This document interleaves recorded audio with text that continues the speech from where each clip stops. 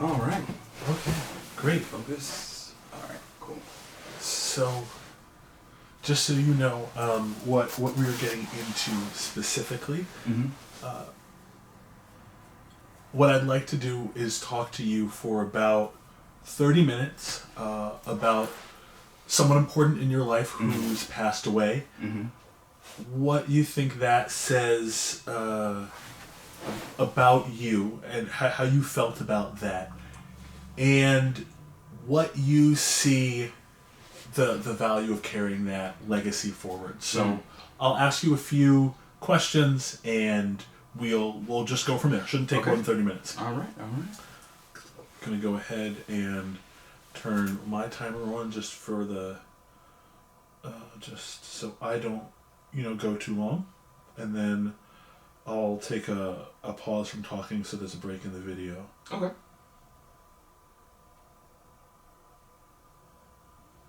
Okay. Hey, Marquis, thank you for being here and sitting down with me in the first of these conversations that we're going to do about grief, loss, legacy, and life. How are you doing today? I'm doing well. Happy to be here. Great. Thank you.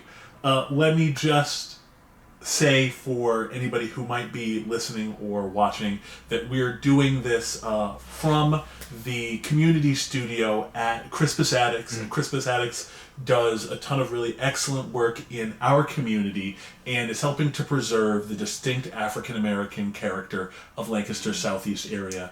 And Marquis really is at the forefront of that. Marquis and I share several experiences having grown up in Lancaster, and I think chief among them is having lost a loved one who was a significant figure in the Lancaster community and feeling kind of a responsibility to their legacy. So first, Marquis, I want to start by asking you, tell me about Kevin. Oh man, yo, dude. My dad was larger than life. Yeah. You know, oh man, like commanded the room. You know, was the kind of person that that lived by lived life by fulfilling expectations, and really going beyond those expectations. My dad, by all stretch of the imagination and statistics, he shouldn't have been where he was. He was a kid from North Philly. He was sent to go live with his grandparents because his mom, who was divorced at the time, was raising 7 kids. So she needed some help. So he started to live with my great grandparents, his grandparents, which I think really shaped the person that he was. My dad was very mature at a very young age. At the age of 14, he was playing the trumpet, trombone, tuba, and saxophone. By the age of 16, he was the youngest person in the all-city band in Philadelphia. Wow. He graduated high school a year early, and that year, that gap year, he worked as a chef at Temple, and that's where he really got a lot of his culinary expertise. I like to say during that gap year, and my dad was very private. You know, his mom didn't even know that he was going to college. The day that he left, she just saw him. He came home because he was living with his grandparents. Came home, had 2 suitcases that they bought him for graduation and everything, and he came home and he started packing his bags. And his mom was like, "Where are you going? Did you get your own place?" And he was like, "No, I'm going to school. You know, I'm going to college." You know, and she was just taken aback, like, "Oh wow," you know, because up to that point, nobody in my family went to college. So for him to really take that leap, take that jump, that was something different. For the most part, a lot of the men in my college, a lot of the men in my family on my dad's side, they're servicemen, Army, Navy, Air Force, and those are the kind of directions that they went into. So I'm assuming that she thought that he was going to do the same thing, but no, and that just really speaks to the kind of person he is, just beating the odds. Again, being that kid from North Philly, broken home, so to speak, to come to Lancaster and to get an education and to get married and to move out into the suburbs and everything like that, and then have the white picket fence and the 2.5 kids and whatnot. He was able to live that quote unquote American dream, and provide for his family, whereas life's situations at some point would say otherwise. So that's what I really got from my dad, was just beating the odds and really not looking at your current situation being your final situation. That's really incredible, Marquis. Tell me about, and I think in the context of what you've spoken about with your father, beating the odds, tell me a little bit about what you've done since your father passed away. There was hashtag Kevin Strong that rocketed throughout the community. So tell me about that a little bit, because I think you're living a legacy now. Yeah. Well, I wanted my dad, just like the larger than life version of him to be remembered, because in the final months, he was frail and everything, soft spoken, and what made Kevin Lupton was the bold and just being just unequivocally Kevin, unequivocally black. So that's what I wanted to be remembered. Also, his fight. Again, larger than life. When he first got diagnosed with cancer, they gave him 90 days. They told him, you should get ready to die. Right. And he fought for 5 years. So that just really speaks. That really speaks, just the tenacity, and the belief in himself, and everything that I put out there. Like I wanted to, especially with like stuff of significance, I would hashtag Kevin Strong, because there was that connection, and then now with the community work that I'm doing, a lot of it is kind of unfinished business. My dad, he was getting into the church and just became a deacon and everything like that. He was on his way to being the head of the deacon board, and with that, his focus was really men and young boys, and getting them together to have that conversation. Because there is a little gap between the younger and older generation when it comes to males. Having that conversation and everything like that. Because our interactions, when it comes from the older generation to the younger generation, and this is something that my dad pointed out. He said so many times you have the older generation, the only interaction they have is to reprimand them.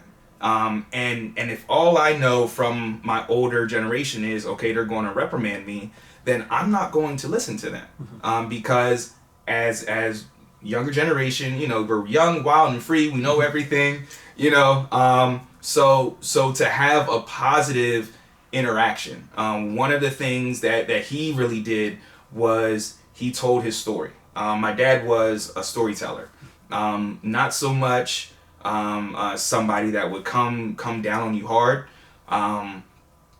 He'll give you a good soliloquy. I mean, you'll sit down and he'll be like, okay, tell me what you did wrong. Okay? Why'd you do it? All right, well, here's where I think where you went wrong. and so like it wasn't like, what did I tell you? Like it was a fluid conversation. And he saw whatever it was, where he saw where I came from, and then he gave his perspective as a adult. And that really kept me in line. Because it gave me a lens to think through that I wouldn't have had had I not had those conversations with him. So as a kid, when I'm out and I'm doing stuff and everything like that, like I had a Kevin Lupton lens. Like, you know what, is this logical? You know, that would be one of his things, and I say that to my kids today. You know, how logical is that? You know, did you analyze that situation? You know, and I'm talking to my 7 and 8-year-old. I mean, my 7, soon to be 8-year-old, like this. And that's honestly something that I learned from your mom. Talking up to people and not talking down to people. You know, because your mom didn't do that baby talk. Right. You know, she was an intellect through and through. If you can't keep up, bad for you. Right. You know. You know, so hey, keep up. You know, and it's that kind of thinking that also affected my dad. You know, because again, he wasn't the type to talk down.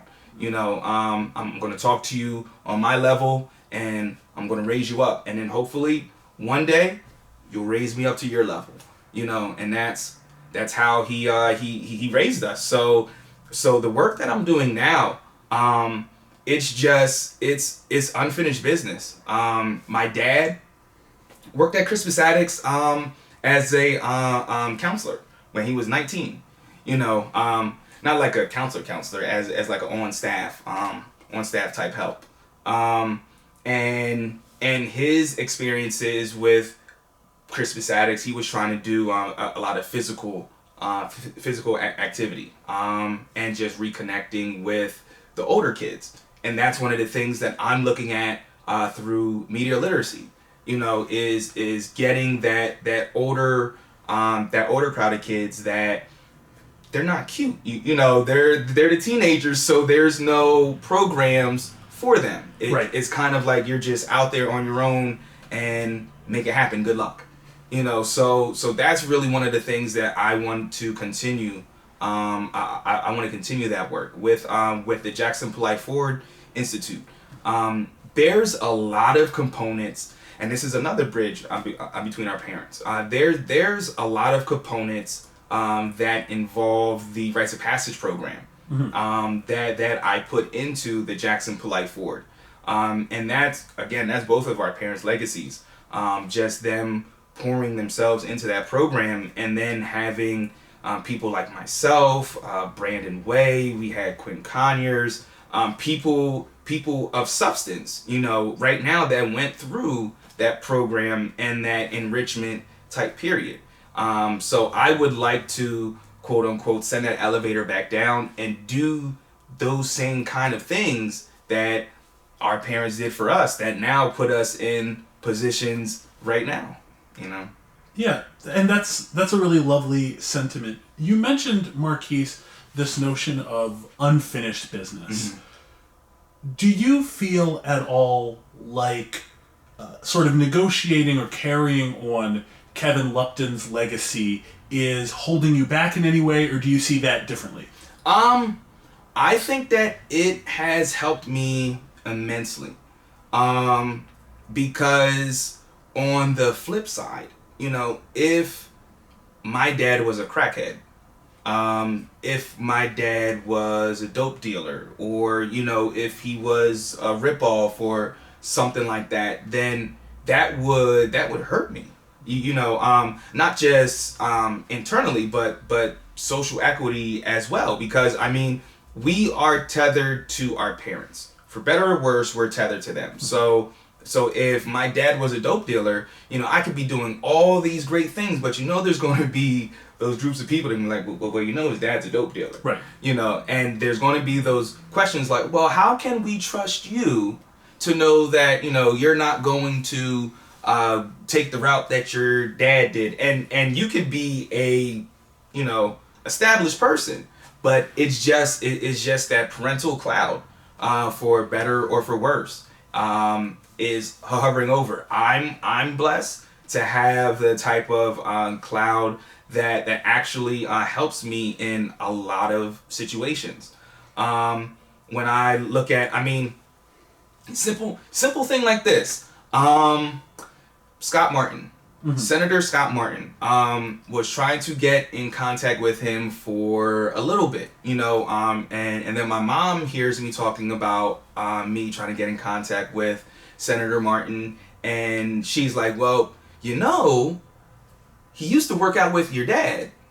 And I was like, oh my gosh. So then that next email I sent, I was like, hey, I don't know if you made the connection or not, but my dad, Kevin Lupton, used to work out with you. And boom, that email came back, responded 10 minutes later.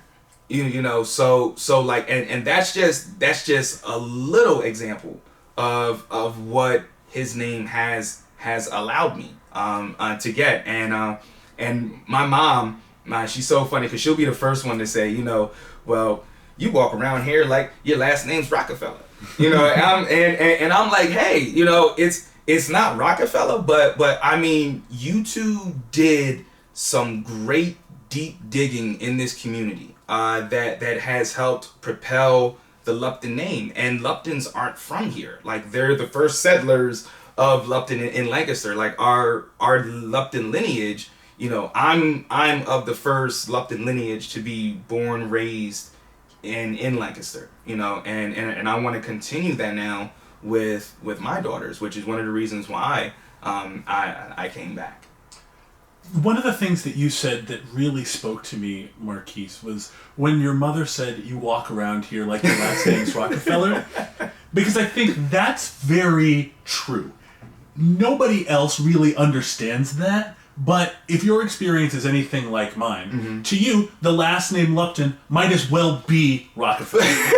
Because for me, that's very true. Is the you know, the Smith Waddell name that might as well be Rockefeller. It might as well be Carnegie. Right. I don't care. It could be.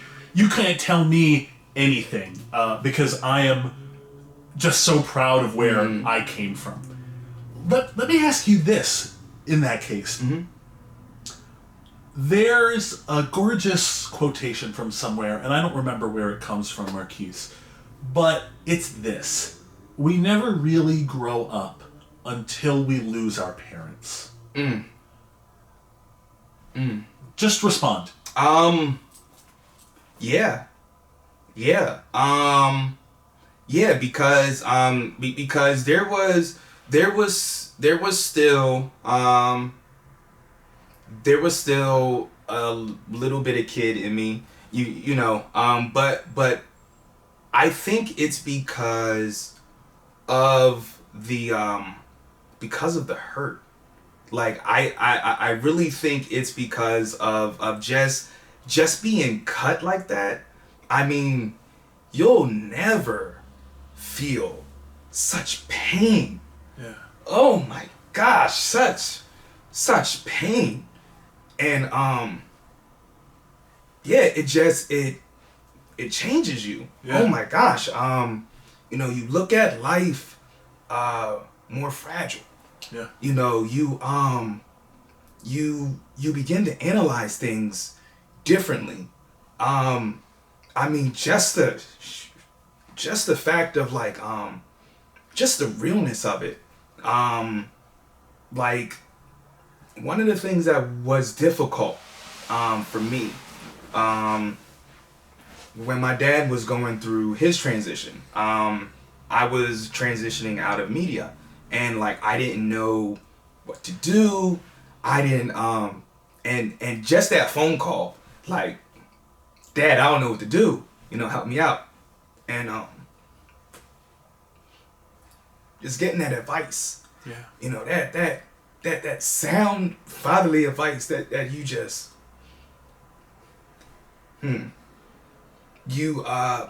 I depended on that advice for so long, and he was just a phone call away, and for that to be taken away, on top of the pain, it grows you up.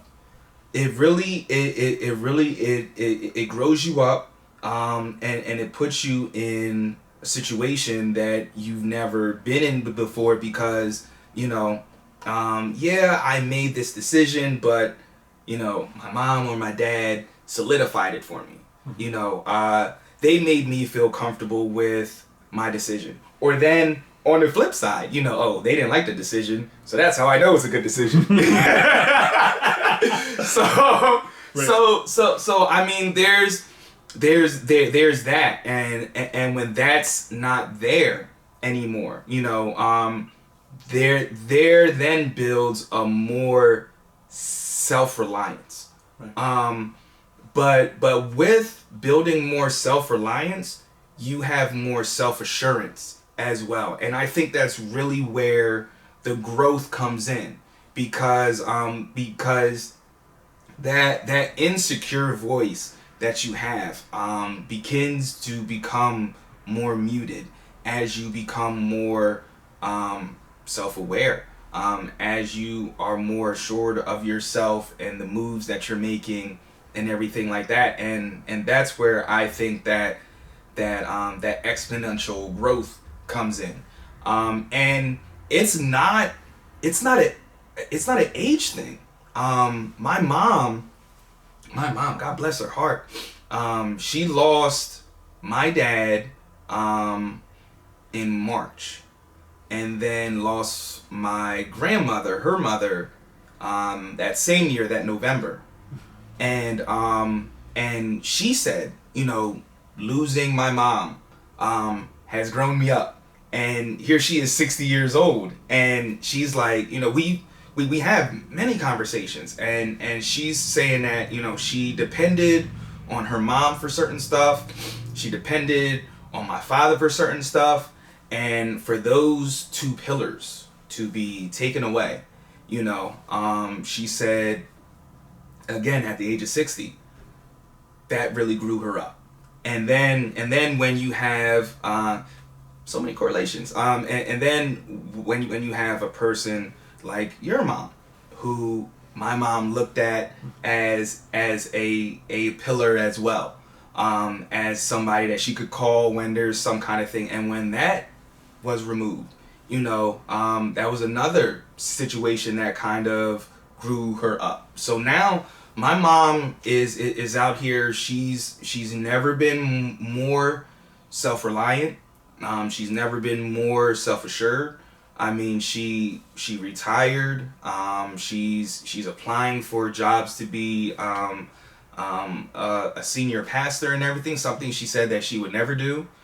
She's finishing her second theology degree in May. So like, I see on from that perspective, from a older perspective as well. There's that exponential growth that happens. What's really incredible about your mother, or what it brings to my mind in particular, and as you were talking, this vision of our mothers in my living room arguing is just emblazoned into my mind. But I'm about the same age as your younger sister, mm-hmm. Brittany Marquis, and a thing that I think is different for, especially for people of color, but especially for Black people, when losing someone like a parent, is the sort of collective way in which we're often raised. So your parents did a lot of raising of me. My mother was, for most of my life, she was a single mother, mm-hmm. and so there were a lot of times when I was at your house and I was either with Kevin mm-hmm. or your mother Sherry, and Mom ran off to a meeting, mm-hmm. and it was a different environment, but there was that sense of being able to rely. So a thing that is really compelling to me about having these conversations with people of color is, and I need a better way to phrase this. I feel like when one of us loses a parent, all of us loses an uncle or an aunt, or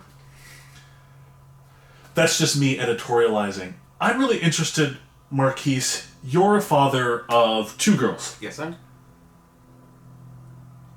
I think a lot of us rely on, as your father's mother did, parents to help fill in space in our own parenting. How has losing your father changed your perspective on raising your daughters, if it has?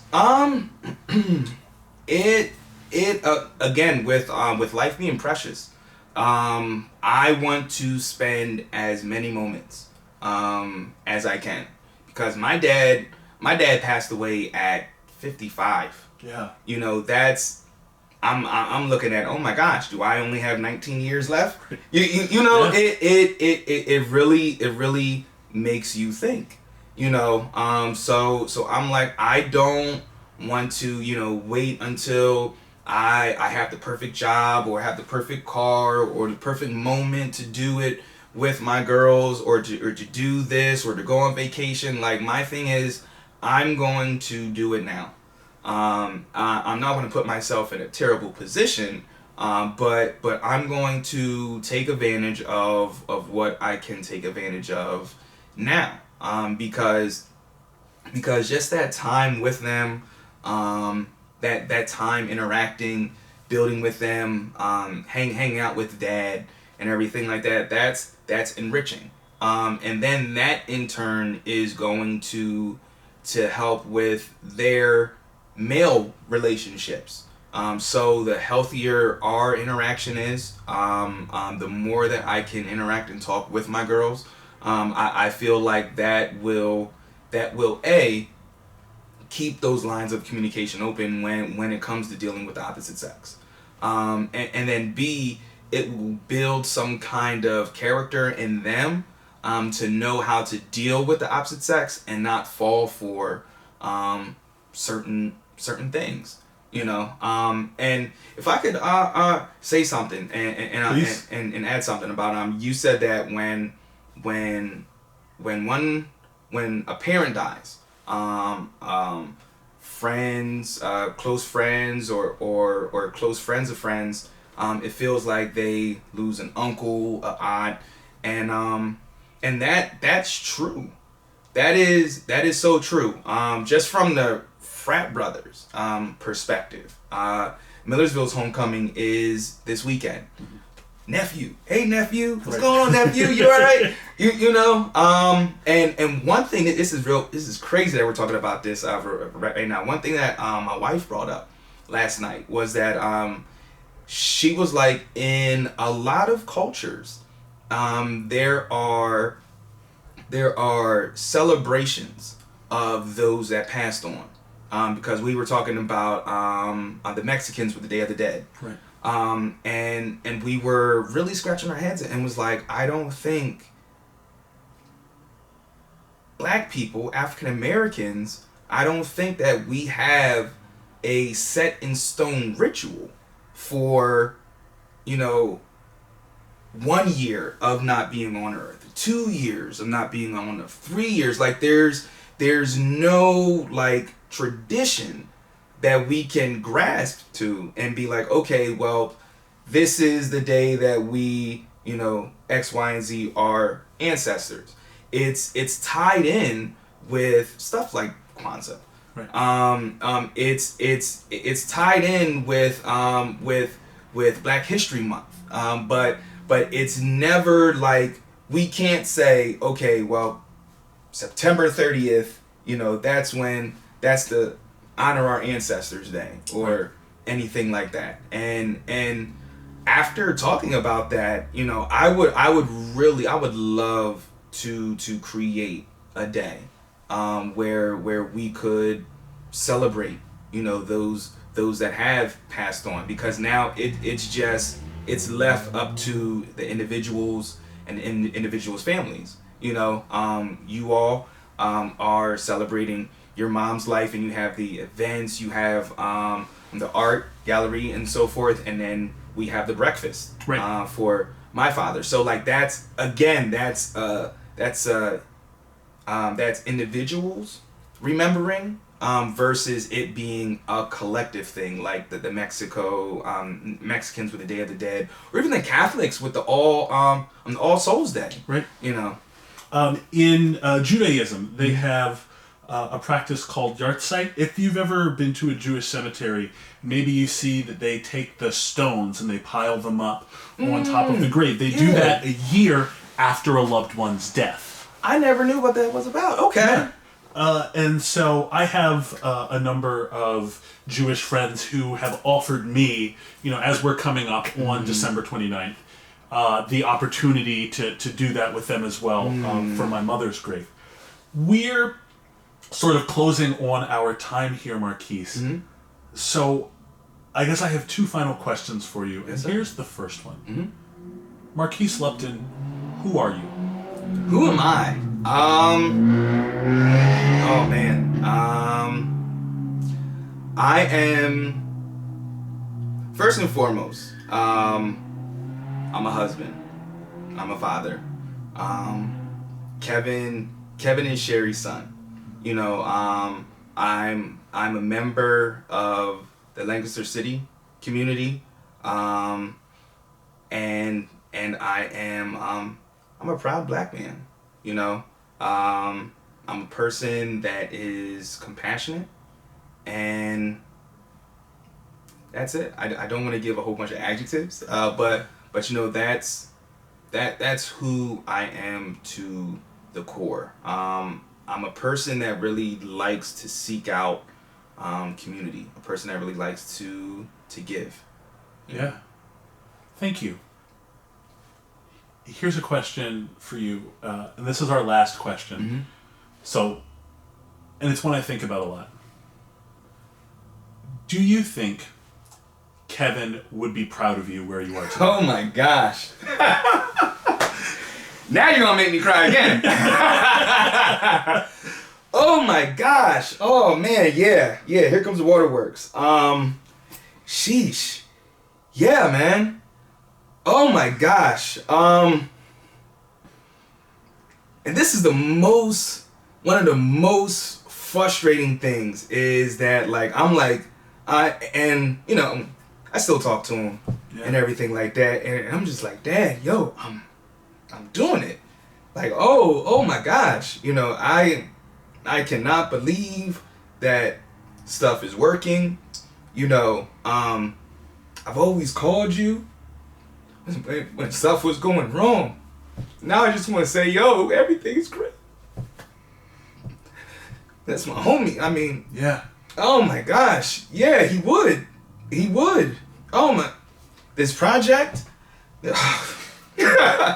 This project, he would be like, hey man, let's get a beer after you're done. This project, the way that TCP is going, but above all else, the fact that I'm going on 8 years of marriage, the fact that I have 2 kids to the same woman, and I'm still deeply in love with that woman. That's what would matter to him most. Are you providing and protecting your family? Yeah. And that's a hands down yes. And I think that out of all this stuff that I'm doing and the job and the side business and everything like that, above all else, he would just want to know, are you taking care of what's at home? Because his thing was don't be a public success and a private failure. Yeah. So, yeah. Thank you. Well, that's our time. Of course, a very special thank you to Marquis Lupton. This is the first time we're doing this, and Marquis has been instrumental, not just in helping to make this happen, but again, helping to make things here at Crispus Attucks and in Lancaster City happen. So thank you to you, and thank you for the level of vulnerability that you've shown, because I think, if I'm being honest, we live in a culture that does not reward that level of vulnerability for black men. Oh my gosh. Simply does yes. not. Yeah, absolutely. So thank you for that. Thank you to Crispus Attucks and to TCP. That's all for today. Thank you. Okay. All right. Oh man, come here.